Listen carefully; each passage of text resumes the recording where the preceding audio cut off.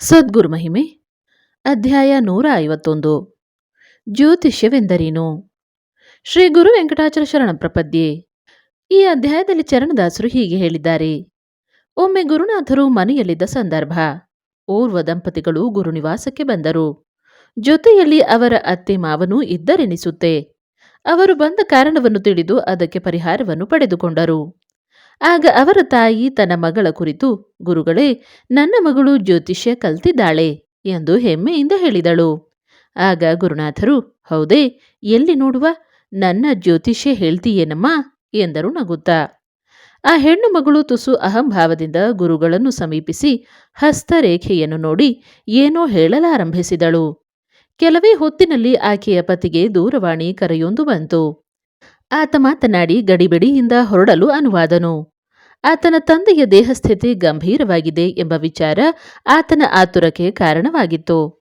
ಅವನ ಆತುರವನ್ನು ಗಮನಿಸಿದ ಗುರುನಾಥರು, ನೋಡಿ, ನೀವು ಬಾಡಿಗೆ ಕಾರು ಮಾಡಿಕೊಂಡು ಹೋಗಬೇಡಿ, ನಿಧಾನವಾಗಿ ಬಸ್ನಲ್ಲೇ ಹೋಗಿ, ತಿಳಿಯಿತೆ ಎಂದು ಹೇಳಿ ಗುರುಭಕ್ತರ ಕಾರಿನಲ್ಲಿ ಅವರನ್ನು ಬಸ್ ನಿಲ್ದಾಣದವರೆಗೆ ಬಿಡುವ ವ್ಯವಸ್ಥೆ ಮಾಡಿದರು. ಅವರು ಅತ್ತ ಹೊರಟ ನಂತರ, ಜ್ಯೋತಿಷ್ಯವೆಂದರೇನಯ್ಯ ಅಂದರು ನಮ್ಮತ್ತ ತಿರುಗಿ. ಮತ್ತೆ ಮುಂದುವರೆದು, ಅದು ಕೇವಲ ವಿದ್ಯೆಯಲ್ಲಪ್ಪ, ಜನರ ಮುಗ್ಧತೆಯನ್ನು ಬಳಸಿಕೊಂಡು ಆ ಹೋಮ ಈ ಹೋಮ ಪೂಜೆ ಮಾಡಿಸಿ ಹಣ ಕೀಳೋದಲ್ಲಯ್ಯ. ತನ್ನ ಸಾಧನಾ ಬಲದಿಂದ ಇರೋದನ್ನ ನಡೆಯುವಂತೆ ಮಾಡುವುದು, ಸೋತ ಮನಸ್ಸಿಗೊಂದು ಬೆಳಕು ನೀಡುವುದು ಜ್ಯೋತಿಷ್ಯ, ತಿಳಿಯಿತೆ ಅಂದ್ರು ನಗುತ್ತಾ. ಹೋದ್ರು ಕಣಯ್ಯ, ನಂಗೆ ಜ್ಯೋತಿಷ್ಯ ಹೇಳೋಕೆ ಬಂದಿದ್ರಲ್ಲ, ಅವರ ತಂದೆ ಹೋಗ್ಬಿಟ್ರು ಗೊತ್ತೇ. ಅಲ್ಲಿ ಅವರು ದೇಹ ಬಿಟ್ಟಾಗಿದೆ. ಅದಕ್ಕೆ ಅವರು ಇಲ್ಲಿಂದ ಗಡಿಬಿಡಿ ಮಾಡಿ ಹಣ ಖರ್ಚು ಮಾಡಿಕೊಂಡು ಕಾರ್ ಮಾಡಿಕೊಂಡು ಆ ಚಾಲಕನಿಗೆ ಬೇಗ ಹೋಗಲು ಹೇಳಿ, ಆಗ ಹೆಚ್ಚು ಕಡಿಮೆ ಆದ್ರೆ ಯಾರಯ್ಯ ಹೊಣೆ? ಅದಕ್ಕೆ ಅವರಿಗೆ ಬಸ್ನಲ್ಲೇ ಹೋಗಲು ಹೇಳಿದೆ ಎಂದು ಹೇಳಿ ಮೌನವಾದರು. ಗುರುವಿನ ದೂರಾಲೋಚನೆಗೆ ನಾನು ಮನದಲ್ಲೇ ವಂದಿಸಿದೆ. ಶ್ರೀ ಗುರು ವೆಂಕಟಾಚಲ ಶರಣ ಪ್ರಪದ್ಯೆ. ಅಧ್ಯಾಯ 152 ತಳ್ಳಲ ಸ್ವಾಮಿ ಗಾಡಿನ. ಶ್ರೀ ಗುರು ವೆಂಕಟಾಚಲ ಶರಣ ಪ್ರಪದ್ಯೆ. ಈ ಅಧ್ಯಾಯದಲ್ಲಿ ಚರಣದಾಸರು ಹೀಗೆ ಹೇಳಿದ್ದಾರೆ. ಸದ್ಗುರು ಸ್ವರೂಪನು ಯಾವಾಗಲೂ ತನ್ನ ನಿಜ ಭಕ್ತರ ಉಸಿರಿಗೆ ಉಸಿರಾಗಿ ಅವರನ್ನು ಕಾವಲುಗಾರನಂತೆ ಕಾಪಾಡುವನು. ಕಣ್ಣ ರೆಪ್ಪೆಗಳು ಕಣ್ಣನ್ನು ಕಾಯುವಂತೆ. ಈಗ ಹೇಳ ಹೊರಟಿರುವ ವ್ಯಕ್ತಿಯ ಮತ್ತು ಗುರುನಾಥರ ಸಂಬಂಧ ಸುಮಾರು 25 ವರ್ಷ ಹಿಂದಿನದು.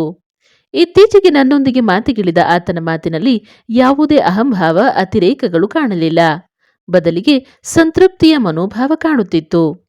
ನೋಡಿ, ಹಲವು ವರ್ಷದ ಹಿಂದೆ ನನ್ನ ಬಂಧು ಒಬ್ಬರ ಮದುವೆ ಸಮಾರಂಭಕ್ಕೆ ಚಪ್ಪರ ಹಾಕಲು ಸೋಗೆ ಇತ್ಯಾದಿ ಬೇಕಿತ್ತು. ನಾನು ಸಖರಾಯಪಟ್ಟಣದ ಒಬ್ಬರಲ್ಲಿ ಮಾತಾಡಿ ಅವುಗಳನ್ನು ತರಲು ಹೋದೆ. ಅದು ಗುರುಗಳ ತೋಟವೇ ಆಗಿತ್ತು. ಆದರೆ ನನಗೆ ಅವರು ಗುರುಗಳೆಂದು ಗೊತ್ತಿರಲಿಲ್ಲ. ಸರಕು ಸಾಗಣೆ ವಾಹನಕ್ಕೆ ಎಲ್ಲವನ್ನೂ ತುಂಬಿದ ನಂತರ ಅವರು, ನಾನು ಚಿಕ್ಕಮಗಳೂರಿಗೆ ಬರ್ತೇನೆ ಎಂದರು. ನಾನು ಅವರಿಗೆ ಮುಂದೆ ಕೂರಲು ಹೇಳಲು ಅವರು, ಸ್ವಾಮಿ, ಅಣ್ಣ ತಮ್ಮಂದಿರ ಮಧ್ಯೆ ನಾನು ಬರಲ್ಲ ಕಣಯ್ಯ ಎಂದು ಹೇಳಿ ಸೋಗೆಯನ್ನು ಸರಿಸಿ ಜಾಗ ಮಾಡಿಕೊಂಡು ಹಿಂದೆಯೇ ಕುಳಿತರು. ಸೋದರರ ಮಧ್ಯೆ ನಾನು ಬರಲ್ಲ ಕಣಯ್ಯ ಎಂಬ ಅವರ ಮಾತು ನನ್ನನ್ನು ಬಹಳ ಸೆಳೆಯಿತು. ಆನಂತರ ನಮ್ಮೊಂದಿಗೆ ಅವರು ಚಿಕ್ಕಮಗಳೂರಿಗೆ ಬಂದರು.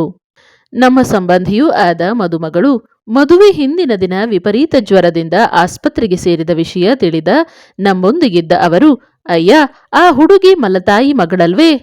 ಅವಳ ತಾಯಿಯ ಹೆಸರಲ್ಲಿ ಮದುವೆ ಸೀರೆ ತಂದಿಲ್ವಲ್ಲ ಎನ್ನಲು ನಾವು ಹೌದೆಂದೆವು. ಆಗ ಅವರು, ಅವಳ ತಾಯಿಯ ಹೆಸರಲ್ಲಿ ಸೀರೆ ತಂದಿಡಿ ಸಾಕು, ಆಕೆ ಹುಷಾರಾಗ್ತಾಳೆ ಅಂದರು. ನಾವು ತಡಮಾಡದೆ ಹಾಗೆಯೇ ಮಾಡಲು ಅವರು ಹೇಳಿದಂತೆಯೇ ಮದುಮಗಳು ಆಶ್ಚರ್ಯಕರ ರೀತಿಯಲ್ಲಿ ಗುಣಮುಖಳಾದಳು. ವಿವಾಹ ಸಮಾರಂಭ ಸಾಂಗವಾಗಿ ನಡೆಯಿತು. ಇದಾಗಿ ಸುಮಾರು 4 ವರ್ಷದ ನಂತರ, ಬಹುಶಃ 1988ರಲ್ಲಿ ಅನಿಸುತ್ತೆ, ನಾನು ಶಿವಮೊಗ್ಗದಿಂದ ನಮ್ಮೂರಿನ ಕಡೆಗೆ ಬೈಕ್ನಲ್ಲಿ ಬರುತ್ತಿದ್ದೆ. ಸಖರಾಯಪಟ್ಟಣಕ್ಕೆ 1 ಕಿಲೋಮೀಟರ್ ಇರುವಾಗ ಬೈಕ್ ಕೆಟ್ಟು ಹೋಗಿ ಗಾಡಿಯನ್ನು ತಳ್ಳಿಕೊಂಡು ಬರುತ್ತಿದ್ದೆ. ಆಗ ಹಿಂದಿನಿಂದ, ತಳ್ಳ ಸ್ವಾಮಿ ಗಾಡಿನಾ ಎಂಬ ಧ್ವನಿ ಕೇಳಿ ಹೂ ಅಂದರೆ ಹಿಂತಿರುಗಿ ನೋಡದೆ ಗಾಡಿ ಏರಿ ಕುಳಿತೆ. ಆತ 3/4 ಕಿಲೋಮೀಟರ್ ಗಾಡಿಯನ್ನು ತಳ್ಳಿ, ಇನ್ನೂ ತಳ್ಳಲೇ ಎಂದರು. ನಾನು, ಸಾಕು, ಧನ್ಯವಾದ ಎಂದೆ. ಅದಾಗಿ ಹಲವು ವರ್ಷದ ನಂತರ ಗುರುನಾಥರು, ನಾನೇ ಅವತ್ತು ನಿನ್ನ ಗಾಡಿ ತಳ್ಳಿದ್ದು ಕಣಯ್ಯ ಎಂದು ನೆನಪಿಸಿದರು. ನಾಮರೂಪ ಇಲ್ಲದವನು. ಏಕರೂಪವಾಗಿ ಹರಿಯುವ ನೀರಂತೆ ಆತನ ಮಾತು ಮುಂದುವರೆದಿತ್ತು. ಈ ಎಲ್ಲ ಘಟನೆಗಳ ನಂತರ ನನ್ನ ಮತ್ತು ಗುರುನಾಥರ ಸ್ನೇಹ ಮತ್ತಷ್ಟು ಗಾಢವಾಯಿತು. ಗುರುವೆಂದರೇನೆಂದು ಅರಿವಿರದ ನಾನು ಅವರೊಂದಿಗೆ ಸ್ನೇಹಿತನಂತೆಯೇ ವರ್ತಿಸುತ್ತಿದ್ದೆ. ಕೆಲವು ದಿನಗಳ ನಂತರ ನಾನು ಶಿವಮೊಗ್ಗ ಸಮೀಪದ ಬಂಧು ಒಬ್ಬರ ಮದುವೆಗೆ ಹೋಗಬೇಕಾಯಿತು. ಗುರುನಾಥರು ನಮ್ಮೊಂದಿಗೆ ಸಾಗರ ಸಮೀಪದ ಅವರ ಬಂಧುಗಳ ಮನೆಗೆ ಹೊರಟರು. ನಾವೆಲ್ಲರೂ ಒಟ್ಟಿಗೆ ಕಾರಿನಲ್ಲಿ ಮುಂದುವರೆದೆವು. ಮೊದಲು ಗುರುನಾಥರ ಬಂಧುಗಳ ಮನೆಗೆ ಹೋಗಿ ಆನಂತರ ನಮ್ಮ ಸಂಬಂಧಿಯ ಮದುವೆಗೆ ಹೋದೆವು. ಗುರುನಾಥರು ಕೇವಲ ಒಂದು ತುಂಡು ಪಂಚೆಯಲ್ಲಿದ್ದರು. ಅವರಿಗೆ ಯಾರೂ ಅವಮಾನಿಸಬಾರದೆಂಬ ಉದ್ದೇಶದಿಂದ ನಾವು, ಗುರುಗಳೇ, ನೀವು ಕಾರಲ್ಲೇ ಇರಿ, ನಾವು ಹೋಗ್ಬರ್ತೇವೆ ಎನ್ನಲು ಅವರು ಹ್ಞೂ ಎಂದು ಅಲ್ಲೇ ಕೂತರು. ಇದಕ್ಕೂ ಮೊದಲು ಗುರುನಾಥರು ಕಾರನ್ನು ನಿಲ್ಲಿಸಿ 2 ಹೂವಿನ ಹಾರ ತರಿಸಿ ಇಟ್ಟುಕೊಂಡಿದ್ದರು. ಅದು ಯಾಕೆ ಅಂತ ನಮಗೆ ತಿಳಿದಿರಲಿಲ್ಲ. ಆನಂತರ ನಾವು ಮದುವೆ ನಡೆಯುತ್ತಿದ್ದ ಛತ್ರಕ್ಕೆ ಹೋದೆವು. ಮದುಮಗಳ ತಂದೆ ವಿಲಕ್ಷಣ ಸ್ವಭಾವದವನು, ಜಿಪುಣನೂ ಆಗಿದ್ದು ನಾವೆಲ್ಲರೂ ಅವರನ್ನು ಗೇಲಿ ಮಾಡುತ್ತಿದ್ದೆವು. ಇದ್ದಕ್ಕಿದ್ದಂತೆ ಗುರುನಾಥರು 2 ಹಾರದೊಂದಿಗೆ ಛತ್ರದೊಳಗೆ ಬಂದಿದ್ದನ್ನು ಕಂಡು ನಮಗೆ ಗಾಬರಿಯಾಯಿತು. ನೇರವಾಗಿ ಮದುಮಕ್ಕಳನ್ನು ಸಮೀಪಿಸಿದ ಗುರುನಾಥರು ವಧೂವರರಿಗೆ ಹಾರ ನೀಡಿ ಬದಲಾಯಿಸಿಕೊಳ್ಳಲು ಹೇಳಿದರು. ವಧೂವರರು ಹಾಗೆಯೇ ಮಾಡಿದರು. ವಧೂವರರು ಮಂಟಪಕ್ಕೆ ಹೋಗುವ ಮೊದಲೇ ಹಾರ ಬದಲಾಯಿಸಿದ್ದು ಅದು ಅಪರಿಚಿತರ ಸಮ್ಮುಖದಲ್ಲಿ. ನಾನು ಕಂಡ ಅಪರೂಪದ ಘಟನೆಯಾಗಿತ್ತು. ಅನಂತರ ಮದುವೆ ಯಥಾಸಾಂಗವಾಗಿ ನಡೆಯಿತು. ಅದಾದ ನಂತರ ನಾವು, ಗುರುಗಳೇ, ನಡೆಯಿರಿ, ಹೋಟೆಲ್ನಲ್ಲಿ ಊಟ ಮಾಡುವ ಎನ್ನಲು, ಅಯ್ಯ, ಮದುವೆ ಮನೆಗೆ ಬಂದು ಊಟ ಮಾಡದೆ ಹೋಗಬಾರದು ಕಣಯ್ಯ ಅಂದರು. ನಾನು ಸುಮ್ಮನಾದೆ.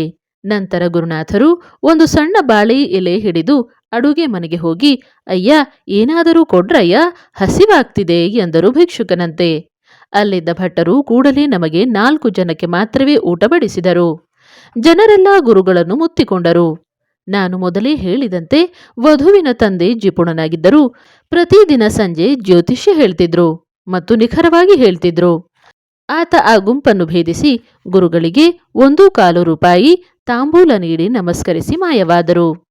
ಇಂದು ಈ ಎಲ್ಲ ಘಟನೆಗಳನ್ನು ನೆನೆದಾಗ ಮೇರು ಶಿಖರವೇ ತಾವಾಗಿದ್ದರೂ ನಾಮರೂಪಗಳ ಚೌಕಟ್ಟಿಗೆ ಸಿಗದ ಅವರ ಅಗಾಧ ಸರಳತೆಯನ್ನು ಇಂದು ಕಾಣಲು ಸಾಧ್ಯವೇ ಎಂದು ಪ್ರಶ್ನಿಸಿ ನಕ್ಕು ಸುಮ್ಮನಾದರೂ ಆತ.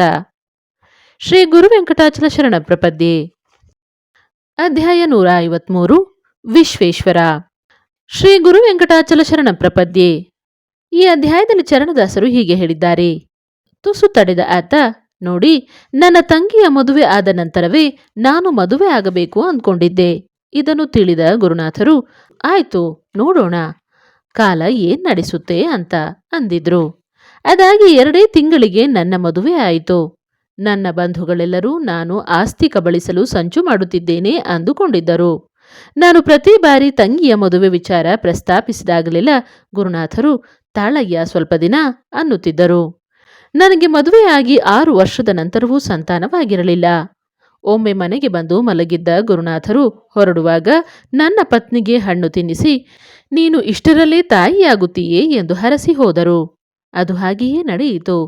ಇದಾದ ನಂತರ ಗರ್ಭಿಣಿಯಾದ ನನ್ನ ಹೆಂಡತಿಯೊಂದಿಗೆ ಸಖರಾಯಪಟ್ಟಣ ತಲುಪಿ ಗುರುಗಳ ಆಶೀರ್ವಾದ ಪಡೆಯಲು ಹೋದೆ. ನಮ್ಮನ್ನು ಉಪಚರಿಸಿದ ಗುರುಗಳು ನನ್ನ ಹೆಂಡತಿಗೆ ಒಂದು ಹೊದಿಕೆ ಹೊದಿಸಿ ಕಾರಿನಲ್ಲಿ ಕೂರಿಸಿ, ನೋಡಮ್ಮ, ನಾನು ಯಾವಾಗಲೂ ನಿನ್ನ ಜೊತೆಲೇ ಇರುತ್ತೇನೆ, ಹೋಗಿ ಬಾ ಎಂದು ಹರಸಿ ಬೀಳ್ಕೊಟ್ಟರು. ತುಸು ಹೊತ್ತಿನ ನಂತರ ನಿದ್ದೆಗೆ ಜಾರಿದ ನನ್ನ ಹೆಂಡತಿ ಶಿವಮೊಗ್ಗ ಸಮೀಪಿಸುತ್ತಿದ್ದಂತೆ ಎಚ್ಚೆತ್ತವಳೆ, ಗುರುಗಳೆಲ್ಲಿ ಎಂದು ಬಡಬಡಿಸತೊಡಗಿದಳು. ನಾನು ಅವರು ಊರಲ್ಲಿದ್ದಾರೆ ಎನ್ನಲು ಆಕೆ, ಇಲ್ಲ ಇಲ್ಲ, ಅವರು ಇಷ್ಟು ಹೊತ್ತು ನನ್ನ ಪಕ್ಕದಲ್ಲೇ ಕುಳಿತಿದ್ದರು ಎಂದಳು ಬೆವರುತ್ತಾ. ನನಗೆ ಒಂದೂ ಅರ್ಥವಾಗಲಿಲ್ಲ. ನಾನು ಆಕೆಯನ್ನು ತವರಿಗೆ ಬಿಟ್ಟು ವಾಪಸ್ಸಾದೆ. ಮಗುವಿನ ಜನನದ ದಿನಾಂಕದಂದು ಗುರುವಿನ ಆಶೀರ್ವಾದ ಪಡೆದು ನಾನು ಶಿವಮೊಗ್ಗಕ್ಕೆ ಹೊರಟೆ. ಈ ಮಧ್ಯೆ ಹಿಂದಿನ ದಿನ ಸಂಜೆಯಿಂದ ನನ್ನ ಹೆಂಡತಿಗೆ ಹೊಟ್ಟೆ ನೋವು ನಿಂತು ಹೋಗಿತ್ತು. ಮರುದಿನ ಆಕೆಯನ್ನು ಪರೀಕ್ಷಿಸಿದ ವೈದ್ಯರು ಕರುಳು ಬಳ್ಳಿ ಮಗುವಿನ ಕುತ್ತಿಗೆಗೆ ಸುತ್ತಿಕೊಂಡಿದ್ದು ತಾಯಿ ಉಳಿಯಬೇಕೆಂದಲ್ಲಿ ಸತ್ತ ಮಗುವನ್ನು ತೆಗೆಯಬೇಕಾಗುತ್ತದೆ ಎಂದು ತಿಳಿಸಿದರು. ಇದರಿಂದ ಆಘಾತಗೊಂಡ ನಾನು ಗುರುಗಳಿಗೆ ಕರೆ ಮಾಡಿ ತಿಳಿಸಲು ಗುರುಗಳು, ಮಗು ಜೀವಂತವಿದೆ, ಇನ್ನೊಮ್ಮೆ ಪರೀಕ್ಷಿಸಲು ಹೇಳು ಅಂದರು. ಆ ನಂತರ ಪರೀಕ್ಷಿಸಿದ ವೈದ್ಯರು ಮಗು ಉಸಿರಾಡುತ್ತಿದೆ ಎಂದು ತಿಳಿಸಿ ಶಸ್ತ್ರಚಿಕಿತ್ಸೆ ಮಾಡಿ ಮಗುವನ್ನು ಹೊರತೆಗೆದರು. ನಂತರ ಆ ವೈದ್ಯರು ನನ್ನ 45 ವರ್ಷದ ವೈದ್ಯಕೀಯ ಸೇವೆಯಲ್ಲಿ ಗರ್ಭದೊಳಗೆ 14 ಗಂಟೆಗೂ ಹೆಚ್ಚು ಕಾಲ ಈ ಸ್ಥಿತಿಯಲ್ಲಿದ್ದ ಮಗು ಬದುಕಿ ಉಳಿದದ್ದು ಇದೇ ಮೊದಲು ಎಂದು ಉದ್ಘರಿಸಿದರು. ಇಂದು ನನ್ನ ಮಗ 6ನೆಯ ತರಗತಿ ಓದುತ್ತಿರುವನು ಎಂದು ಹೇಳಿ ಗುರು ಕರುಣೆಯನ್ನು ನೆನೆದು ಮೌನವಾದರು. ಶ್ರೀ ಗುರು ವೆಂಕಟಾಚಲ ಶರಣ ಪ್ರಪದ್ಯೆ. ಅಧ್ಯಾಯ 154 ಸಕ್ಕರೆಯ ಸಿಹಿ ಸಾನ್ನಿಧ್ಯದಲ್ಲಿ.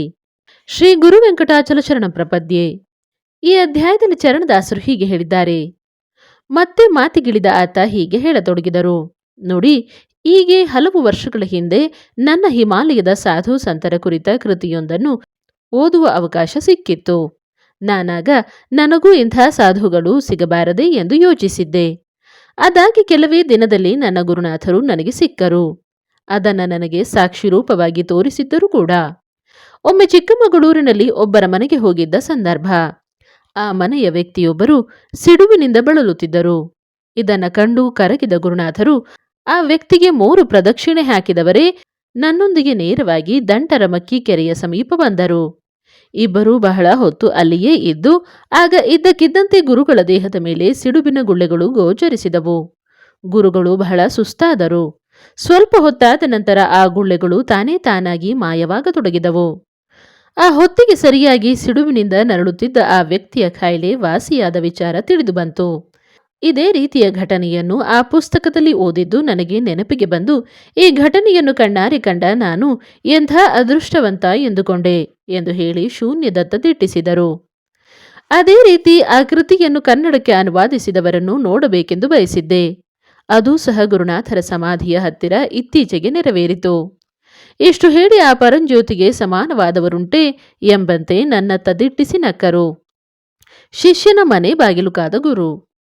ಇನ್ನೇನಾದರೂ ಹೇಳಿ ಎಂಬ ನನ್ನ ನೋಟಕ್ಕೆ ಆತ ನಸುನಕ್ಕು ಮುಂದುವರೆಸಿದರು.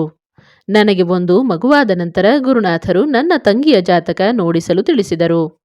ಕೆಲವೇ ದಿನದಲ್ಲಿ ನನ್ನ ತಂಗಿಯ ಮದುವೆ ನಿಶ್ಚಯವಾಯಿತು. ಈ ಮಧ್ಯೆ ಒಮ್ಮೆ ನಾನು ನನ್ನ ತಂಗಿಯೊಡನೆ ಸಂಬಂಧಿಯೊಬ್ಬರ ಮನೆಯ ಸಮಾರಂಭಕ್ಕೆ ಹೋದೆ. ಈ ವಿಷಯ ತಿಳಿದ ಗುರುನಾಥರು ನಮ್ಮ ಮನೆಗೆ ಬಂದು ನಮ್ಮಿಬ್ಬರಿಗೂ ತಿಳಿ ಹೇಳಿದರು. ನೋಡಯ್ಯ, ಹೆಣ್ಣಿಗೆ ವಿವಾಹ ನಿಶ್ಚಯವಾದ ದಿನದಿಂದಲೇ ಆಕೆ ಪರರಿಗೆ ಸೇರಿದಂತೆ. ಆಕೆ ಮನೆಯಿಂದ ಹೊರ ಹೋಗಬೇಕಾದರೆ ಭಾವಿ ಪತಿಯ ಅನುಮತಿ ಕೇಳಿ ಕರೆದುಕೊಂಡು ಹೋಗ್ಬೇಕಯ್ಯ, ಗೊತ್ತೇ?